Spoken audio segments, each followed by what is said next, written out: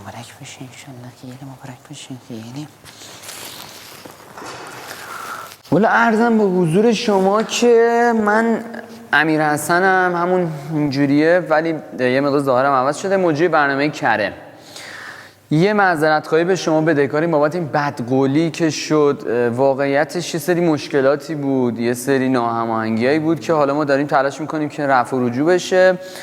مثلا برای مثال خب این نقشه تهران اگه باشه، این زیر پونزاش خونه بچه هاست، یعنی ما دور هم جمع شدنمون خیلی مصیبت داره، ولی داریم سعی میکنیم این مشکل رو حل بکنیم و اینا. راجع به خود برنامه کرم خیلی از ما سوال پرسیده بودن. من میخوام حالا براتون یه توضیح کوچولو بدم، شاید حالا تو تیزر اینا متوجه نشده باشین. بله ای وای آقا، من بعدا با شما تماس میگیرم، ببخشید.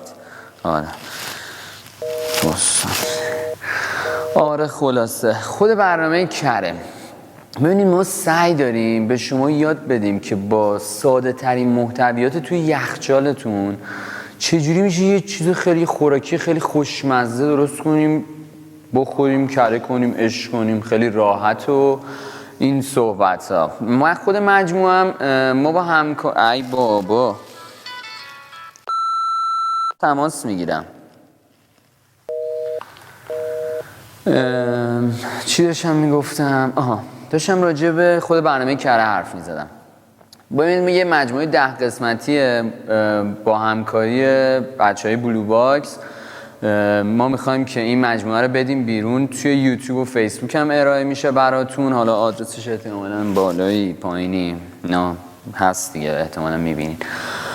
بعد مسلما نظم نداره، یعنی اینجوری نیست که مثل سریال قرار باشه هر هفته پخش بشه. به هر حال بچه‌ها گرفتاری هست، مشکلات هست، کارشون هست، به هر حال درس و خیلی مشکلات مختلفی داریم، ولی امیدوارم که یواش یواش بتونیم که حالا یه کاری بکنیم براتون. و ای وای ای داد ای وای بله، ولی امیدوارم که بتونیم که ای بابا آقا من دارم صحبت میکنم، دوست خوبم چیکار داری میکنی؟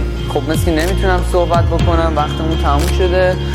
ما رو دنبال کنید توی فیسبوک و یوتیوب. امیدوارم که قسمت اولمون به زودی میاد بیرون، ببینید دیگه. ان شاءالله مبارکتون باشه.